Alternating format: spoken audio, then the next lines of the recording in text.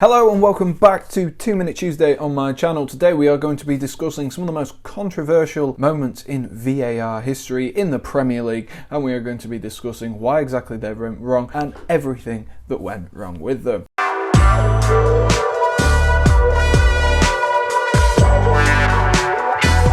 So without further ado, let's jump into this. So the first one was Aston Villa staying up last season. Goal line technology against Sheffield United was not turned on, which meant that a goal which should have counted didn't count and would have seen Aston Villa go down and be relegated. Manchester United's late penalty versus Brighton. The game had ended. Brighton thought they had got a vital point against Manchester United, but no, the game got brought back. Players were leaving the pitch, but the game was brought back and VAR ruled that Manchester United should be awarded a penalty. The controversy around this is that if we're ruling stuff after the game has ended, then where does this end? The VAR process was underway when the final whistle was blown, but it does beg that question. Next up is Firmino's offside goal against Aston Villa. One of the most clearly I can think of, which is why I've chosen it, but VAR and offsides just don't work very well. For the most part, VAR get a lot of these decisions correct, but we don't have the technology in place, and in line isn't onside anymore. Next up is one from this weekend, Brighton's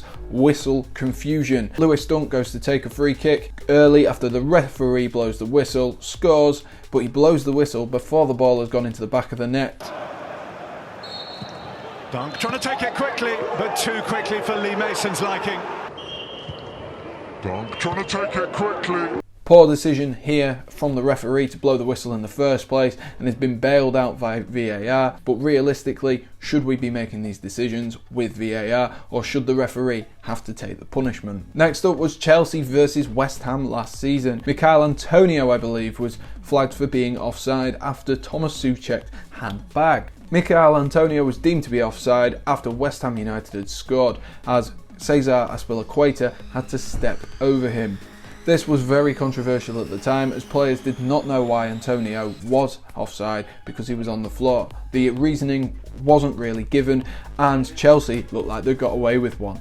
Another more recent one, Callum Hudson-Odoi's handball in the Manchester United game arguably should have been given as a penalty.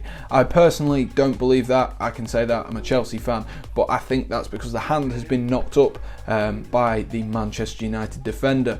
But the law states that this is a handball, and whether it's intentional or not, it should have been given as a penalty. Well, that concludes just a few things that are wrong with VAR. I could go on for hours. If you have enjoyed, be sure to like and subscribe, and most importantly, stay safe. Cheers!